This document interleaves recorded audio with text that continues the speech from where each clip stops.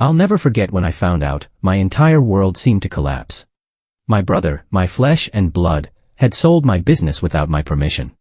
I had poured my heart, soul, and every sleepless night into the very business for the last 7 years. I was sitting at my favorite coffee shop, reviewing marketing strategies on my laptop, when an email notification popped up. Congratulations on your sale. At first, I thought it was spam. I laughed, a bitter, uneasy chuckle, before clicking it. My laughter froze mid-breath as I read the details. My business, my company, was gone. My brother, Adam, had been listed as the authorized seller. He didn't even tell me. He just did it. The betrayal hit like a freight train. Memories of us growing up together flooded my mind, his goofy grin, and his promise to always have my back. But now, I felt like I was suffocating. I stormed out of the coffee shop, barely aware of the stares following me as I dialed his number. He didn't pick up. Of course, he didn't. But here's the thing Adam didn't know, I had a backup plan. And it was a damn good one. If he thought he could destroy everything I've worked for and walk away unscathed, he was dead wrong. Because this time, I was prepared. Growing up, Adam and I were inseparable. We were the classic sibling duo. He was the charming risk-taker, always chasing some wild idea, while I was the planner, the one who made sure his crazy schemes didn't end in disaster. We grew up in a modest house on the outskirts of town, raised by parents who instilled in us the importance of hard work and loyalty. Dad ran a small hardware store, and Mom was a schoolteacher. Money was tight, but our house was always filled with laughter and the smell of Mom's famous pot roast on Sundays. Adam and I used to dream big. We'd sit on the roof of our house, looking at the stars, and talk about how we'd make it big someday. He wanted to travel the world, and maybe start a music career. I wanted to build something, a company, a legacy, something that would last. We promised we'd help each other achieve those dreams, no matter what. But as we grew older, those dreams started to diverge. I went to business school, determined to learn everything I could about entrepreneurship. Adam, on the other hand, bounced from one job to another, never quite finding his footing. He had a charm that could win anyone over, but his lack of follow-through often left him in sticky situations. Despite his flaws, I trusted him. He was my brother, after all.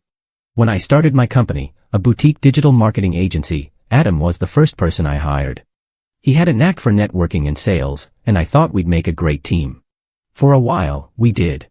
The business grew steadily, and we celebrated every milestone together, landing our first major client, moving into a proper office space, and even hitting our first $1 million in revenue. But cracks started to form. Adam's carefree attitude, which I had once admired, became a liability. He'd miss important meetings, forget deadlines, and brush off responsibilities with a shrug and a joke. I tried to cover for him, but it wasn't easy. I could see the frustration in our team's eyes, and I felt it too. Still, I couldn't bring myself to confront him.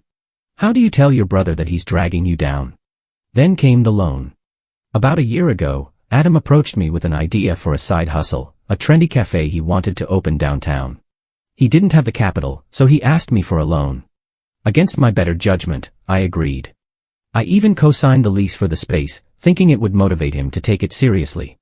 But within months, the cafe was a disaster. Adam's poor management and lack of attention to detail led to mounting debts, and he eventually had to shut it down. I ended up paying off the remaining balance to protect my credit score. That should have been my wake-up call. But I still believed in him, or maybe I just didn't want to admit that he wasn't the person I thought he was. So, when he started taking a more active role in my company again, I let him. I hoped it would be a fresh start for both of us. Looking back, the warning signs were there. Adam's sudden interest in the company's financials, his insistence on handling client contracts, and the way he'd deflect whenever I asked about certain discrepancies. I brushed it off as him finally stepping up, taking responsibility. I wanted so badly to believe that he was changing. And then, he sold the company. The weeks leading up to the sale were a whirlwind of confusion and suspicion. I started noticing small, unsettling changes. Adam became unusually secretive, constantly on his phone and leaving the office for long periods without explanation. When I pressed him, he'd wave me off, saying he was meeting with potential clients.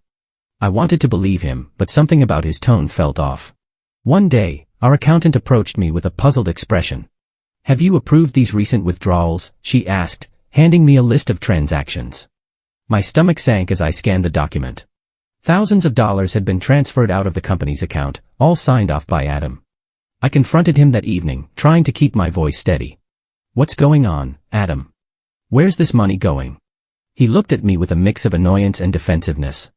It's for business expenses, he said, his tone dismissive. You're always micromanaging. Trust me for once. Trust, that word stung.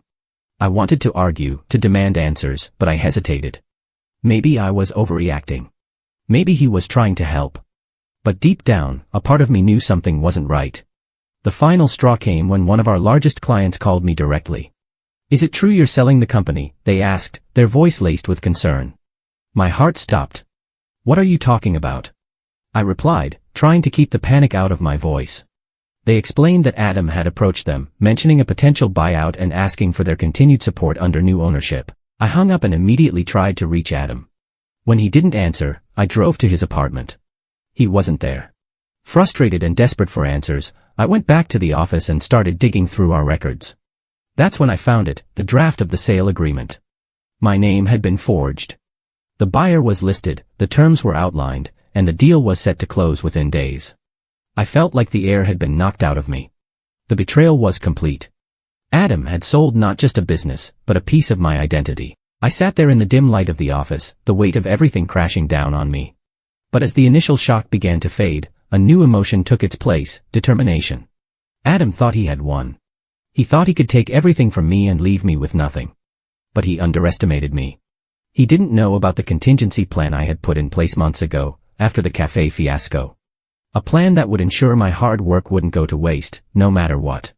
The day of the sale was supposed to be his triumph. Instead, it became the turning point I had been waiting for. I arrived at the office early, a folder of documents clutched in my hand. Adam was there, pacing the floor like a caged animal. He didn't expect me to show up. What are you doing here? He asked, his voice sharp with annoyance. I didn't answer. Instead, I walked past him, straight into the conference room where the buyer's representatives were waiting. They looked surprised to see me. I'm the owner of this company, I announced, my voice steady despite the storm raging inside me. And this sale is invalid. Adam burst in behind me, his face flushed with anger.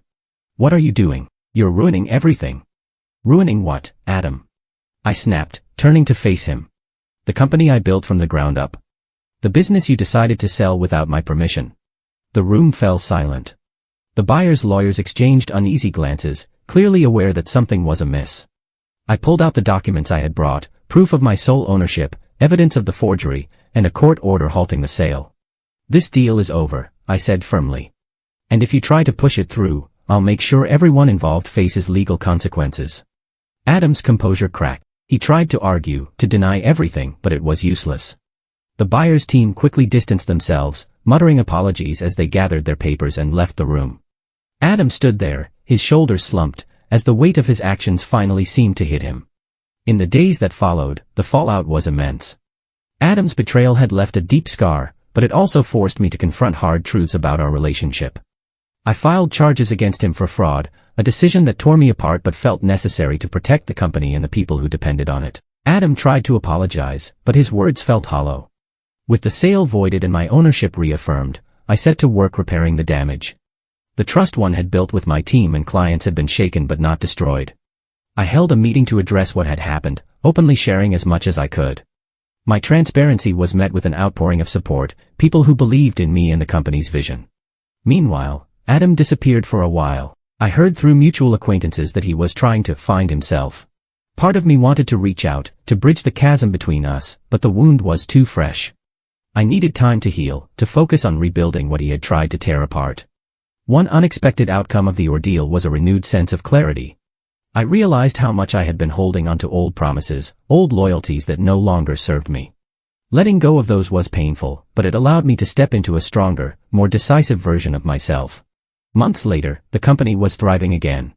I had implemented stricter safeguards to prevent anything like this from happening in the future. And as for Adam, I'm not sure if he'll ever truly understand the damage he caused. But I hope, for his sake, that he finds a way to rebuild his own life, just as I have rebuilt mine. Looking back, I've realized that Adam's betrayal, while devastating, taught me lessons I wouldn't have learned otherwise. It forced me to reevaluate not just my trust in others, but also my boundaries and resilience. I've grown stronger, not just as a business owner, but as a person. I've learned to value the people who truly have my back, the team members, clients, and friends who stood by me through the storm. As for Adam, I've chosen to forgive him, not for his sake, but for mine. Carrying the weight of anger and resentment would only hold me back. Forgiveness doesn't mean forgetting or excusing what he did. It means choosing to move forward without letting his actions define my story. The company is thriving now, stronger than ever. I've expanded our operations, taken on new clients, and built a trust and accountability culture reflecting everything I've learned. And every time I look at the company's logo, the symbol of everything I've built and rebuilt, I'm reminded of one simple truth: setbacks are inevitable, but how we rise from them defines us. My journey has been anything but easy, but it's mine. And for that, I'm grateful.